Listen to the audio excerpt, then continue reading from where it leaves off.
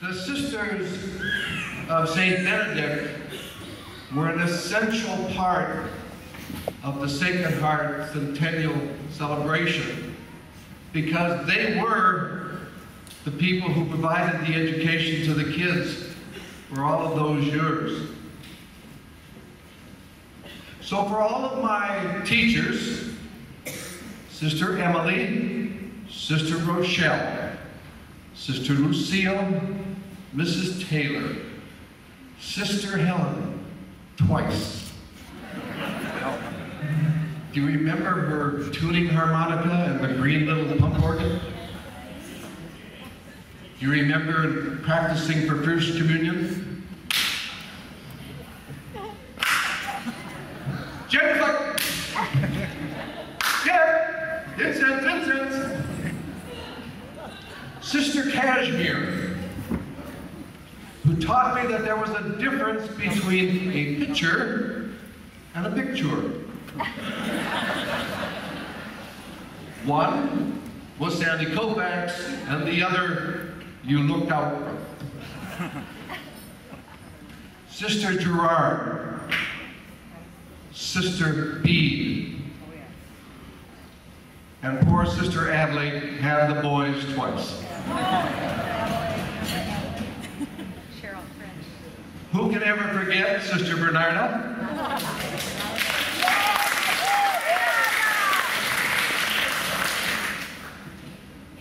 Sister Teresa, Sister Scholastica, Sister Blondina, Sister Alexine, Sister Emmanuel, Sister Carmela, Sister Victorine. Now they could teach music. That it was on key. And Sister Marguerite.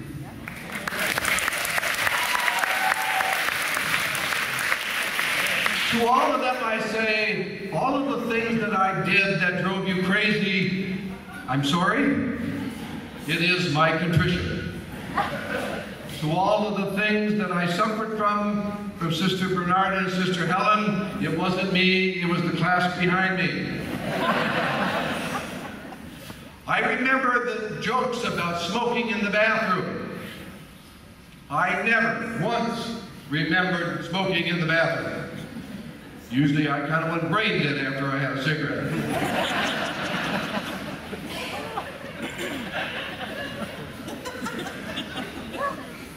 So it is that I learned the importance of the power and the strength of women from the Sisters of St. Benedict. I've got knuckles to prove it. But I can't tell you how much I respect them more today than ever because I had the opportunity to become a teacher. You cannot imagine the pain and suffering that they put up with from the kids that we worked. And for anybody who's not here and wants to say, well, I won't come back because of the sisters, because of all the silly rules, it was you. Look in the mirror.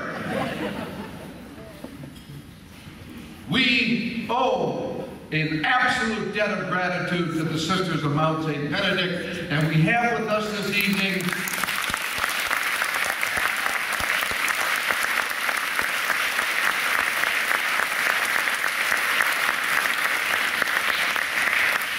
and I forgot, Sister Rosemary.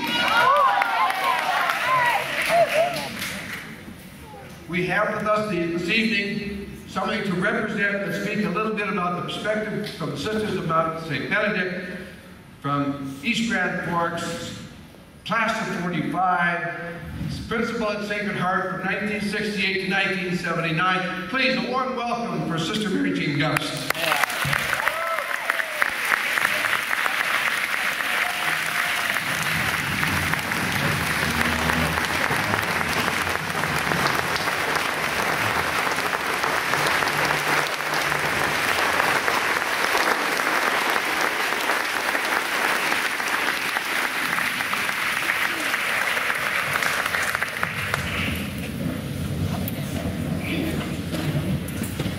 while looking into that light, I can actually see too many faces. Oh, thank you. Okay, now I don't see the light.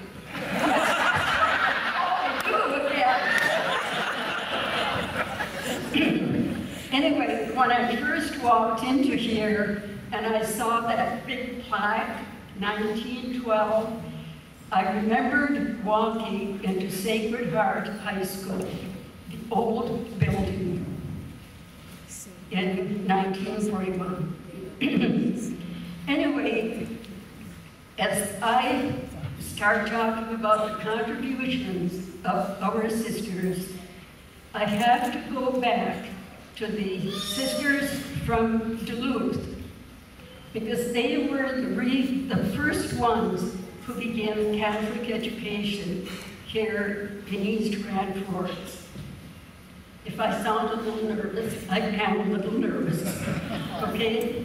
And it was in 1895 that Mother Scholastica from Duluth was asked by Father Hendricks to come to East Grand Forks. And they purchased a 3-story building. It was located on the borderline of Minnesota and North Dakota. And it was to be used as a combined hospital, school, and convent. And in one document, it stated that the property was purchased for $2,500. Isn't that wonderful? And the school was opened on the first floor of the building. The hospital was on the second floor. And something tells me the sisters probably lived on the third floor. I don't know.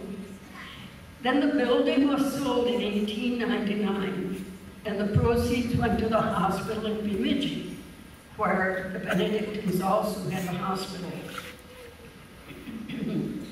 Now, records are a little bit misleading, and some say that the school was named St. Joseph after the hospital, but it could have been Sacred Heart from the very beginning.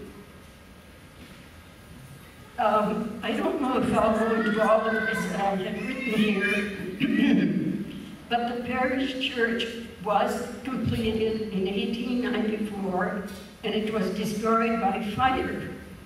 And when Father Hendricks visited with the sisters from Duluth who were teaching there, saying that they should start a building fund, one of the sisters suggested that they have a St. Patrick's Day program, along with music, all kinds of readings, whatever.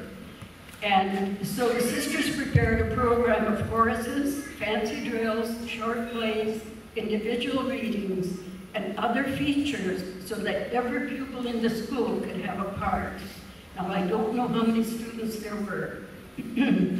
Anyway, as is the custom here at Sacred Heart, the parish sewing circle made all the costumes.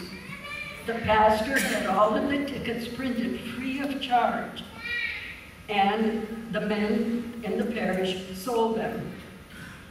And the sale of the tickets was so large that no hall in East Grand Forks could hold the crowd that was expected. So Father Hendricks rented the Opera House in Grand Forks, and saying that the management would get 30% of the proceeds and the rest would be for the building fund. So on that evening, when everybody was at the Opera House in Grand Forks and the children were ready to come out, Father Hendricks appears on the stage and says, "The program has to be canceled." You probably read that in some of the stories. Anyway, it had to be canceled because the pastor in Grand Forks apparently had not been contacted. So he contacted his bishop, and that bishop contacted Father Hendricks and said it cannot take place here in Grand Forks at the Opera House. So there were some clerical procedures that had not been properly taken care of. Anyway, the hard work of the sisters and the children was not in vain. The program took place the second week of June in the newly built church, someplace in there. Anyway, what is so important about all of this is that these sisters were hardworking, resourceful, energetic, and true educators in every sense of the word. Then the school apparently continued in the basement of the newly built church. But in 1900, the Sisters of Duluth withdrew, and the mission here was closed. So apparently there was no Catholic school here from 1900 until 1912. That seems to be a vacuum in some of the history that I've been able to come up with. Anyway, some of the sisters who had taught here were then asked to come back. So when the school began in 1912, it was again the Benedictine sisters from Duluth who came. And they were teaching here. They were also teaching in Crookston. So there were a few areas that they had started with Catholic schools. Then, when our community at Mount St. Benedict was formed, established, on May 4th, 1919, that many of these sisters remained, but there were some sisters who went back to Duluth. And so the sisters who remained were the pioneers of our community in Crookston. And some of those sisters were my teachers when I was here in high school. They were sturdy women, German, I believe, and so, you know, good health, strong personalities, and everything like that. So from 1919 until the late 1990s, according to what I could figure out, at least 80 years, the sisters from the Mount taught in either the grade or high school, served as principals, music teachers, art teachers, librarians, bookkeepers, playground and lunchroom supervisors, or served in some form of parish ministry. Little did I know when I came to Sacred Heart High School as a freshman in 1941 that someday I would be among the number of our Crookston Benedictine sisters who had the privilege of teaching either in the grade or high school, serving in administrative positions or in some form of parish ministry. During these early years, the grade and high school were staffed by sisters. There weren't any lay teachers. Now, I'm not sure. I would imagine if there was a sports program, there were male coaches. So there were some lay staff members. But it was sometime during the 60s that lay people began to be part of our school staffs. And I believe that there were more than 30 sisters living in the convent at any one time. And I did not live in the original part, but when I was here as principal, I was in the newer part. But I loved the old part, the woodwork and everything like that. It was a beautiful place. Along with the sisters who taught in the classroom, several sisters taught music to individual students. And for a short time, my younger sister and I were in Sister Columba's music class. She was an excellent teacher, strict, and demanded the best from us. And we must have met her expectations because we were in our first recital that year. I believe it was in 1942. Recently, I visited with Sister Frances Sullivan. She was Sister Madonna at that time. And she recalled her years of teaching her at Sacred Heart while I was the grade school principal. And she told me that one year she had a third grade class who, according to her, were the most creative and artistic class she had had. She said that math and science weren't their strengths. but they could write plays, sing, play the piano, and perform so well for others. Two of her students were excellent piano players, one being Julie Marek. She couldn't remember the name of the other talented student, but she spoke so highly of the students she had. And actually, I believe it was that group that would watch the progressive stages of the metamorphosis of the butterfly. And lo and behold, the monarch greeted them on my birthday, so they named it Mary Jean. Now that was being pretty creative. They couldn't keep it though because it had spread its wings and it had to be let go. Sometimes students felt that the sisters were too strict. Maybe some were, but we have to remember their background. Some arrived from Duluth with an excellent work ethic, and their intentions to help each student achieve his or her very best were a priority. For other students, strict discipline and thorough teaching have been viewed as advantages of their parochial school education. As one student said so well, you were free to learn, but you weren't free to goof off. I'm sure that each one here present can recall one or more of the sisters who taught them. Yes, the academics, sciences, math, history, religion, and so on were important. But more important were the lifelong values that were instilled in the hearts of all. This either directly or indirectly, almost by osmosis. I fondly remember Sister Mary Thomas during my high school years.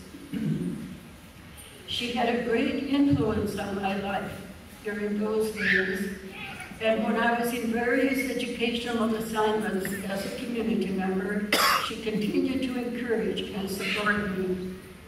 I remember the fun we had with Sister Mary Joseph, who taught us girls square dancing. She felt the girls should have some kind of activity while the boys were at sports. Watching her dance was delightful as the yards of material of her habits rolled around. I realized they were human and enjoyed life. In addition to teaching, the sisters trained altar servers, worked hard in their classrooms, cleaning and decorating, even painting during the earlier years. Before and during the time I was in high school, the top floor of the convent was used for classrooms for the lower grades. So the back entry at the convent was very well traveled and had to be cleaned daily. And I believe that was the responsibility of the sisters. So they were also doing maintenance work. How many sisters from Mount St. Benedict taught at Sacred Heart? We have several lists of the names of the sisters and the years they taught at Sacred Heart. In counting their names, there were a total of 147 individual sisters who lived and worked at Sacred Heart.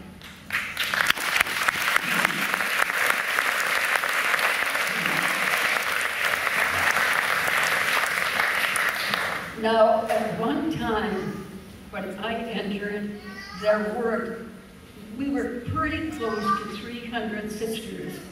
So when you take a look at 147, it was like half of our community that was involved here at one time or another. In breaking this down according to their ministries, I discovered there were 13 excellent cooks who provided the sisters with meals. 6 who were music teachers, namely Sisters Carmela Buckley, Columba, Gertrude, Cecilia Baudry, Kathleen, and Victorine. And one sister, Sister Imelda, who provided home health care for the Caribou family, and the remaining 128 who taught in one or both the grade and high school served as school principals at different times of their assignments. By the way, Sister Carmela recently celebrated her 80th anniversary as a professed Benedictine sister. She still remembers my brother Tim and his singing ability in the operettas and other musical productions she directed during the high school years. Then there was the time that sisters were aging, retiring, there were more lay staff members, and it finally got to the point where only Sister Basil, Marguerite, and Germana were here at Sacred Heart. During the flood of 1997, and for a period of time, they provided assistance to many in need. The historic buildings, Sacred Heart Convent and the first grade and high school, have to be demolished, along with the other two schools. The sisters then lived in a small home, much smaller in contrast to the convent, which had housed so many sisters and guests over many years. Sister Basil served Sacred Heart for many, many years as an outstanding math teacher and an excellent high school principal. She was also a very good cook and a great friend to many in the parish. She retired to Mount St. Benedict Monastery perhaps around sometime in 2003, and she died shortly thereafter on April 25th, 2004. Sister Germana continued her ministry of gentle presence at Sacred Heart until 2005. As of now, Sister Marguerite continues to provide a Benedictine presence at Sacred Heart in whatever ministry she is involved in. The influence of the sisters in my life, in our lives, is what has continued to help make Sacred Heart School the great educational institution it is and has been over these many years. You are here these days to celebrate a centennial, 100 years of Catholic education, an education that had very meager beginnings in rather meager facilities without the educational tools and expertise we have today. Technology has enabled you to move forward in ways that the first sister teachers had no knowledge of, but they taught values, good attitudes, good work ethics, and challenged their students to use their gifts to succeed in their chosen careers. The commitment and dedication of the Benedictine sisters through the years is what will always be remembered throughout your lifetime and in the years to come. They established a foundation, not of stone, but of a spiritual nature that cannot always be named. They worked hard, they prayed daily for the strength and courage to fill out their responsibilities. Now, how many students did our sisters teach? I saw something from Michelle Kraft, an email that she sent, and I said something like, there have been something like 24,000 students who have been taught, who have gone through here. How many of you here present were in some way influenced by one or more of these sisters? How many of you can say exactly what this sister taught you or helped you to understand during your years of education? I know that if I asked you to just say something, your responses would be very varied. But each sister you were connected with in some way, whether it was grade school, high school, study hall, you name it, influenced you in some way. In closing, we are here today. Well, before I go do that, I just want to say it's been such a pleasure to see many of the families whose students were in the grade school when I was principal here, and to see the students and to see the life and the beauty and the joy that is in your lives. It touches me deeply. It's just wonderful to be here. So, in closing, we're here today not only because of the sacrifices and the struggles that the Benedictine sisters who were pioneers experienced, but also because of the examples they set for us. And here I want to interject one more thing. The sacrifices of the parents of the students and the support that you as parents have given the sisters. I could name or think of any number of families who struggled paying their tuition. In my own family, 7 from our family graduated here from Sacred Heart High School.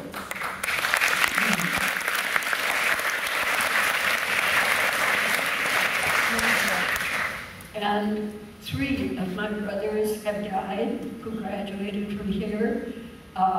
Tim is still living, and my youngest brother did not come here to high school. He went to Bonania. But anyway, our parents sacrificed a lot. We lived out in the country. You as parents sacrificed a lot. Your families were large, so many sacrifices you supported the sisters, and that's what helped us to become who we are, to be able to do what we were called to do. Because of the sisters, because of you, the wholesome spiritual environment at Sacred Heart Schools continues to nurture, to nourish, to educate, and to form the minds and hearts of all who come through these doors, namely the students, the staff, parents, and visitors. As Sister Joyce Rupp says in this short but simple poem, who we are, how we are, always touches into other lives. We may think we are alone, apart, separate, but not so. Our positive or negative energy connects, unites, draws, or repels. Always we touch, others, always. May God bless you, and thank you for having me and our sisters as guests this evening, or whatever days they have been able to come. Thank you.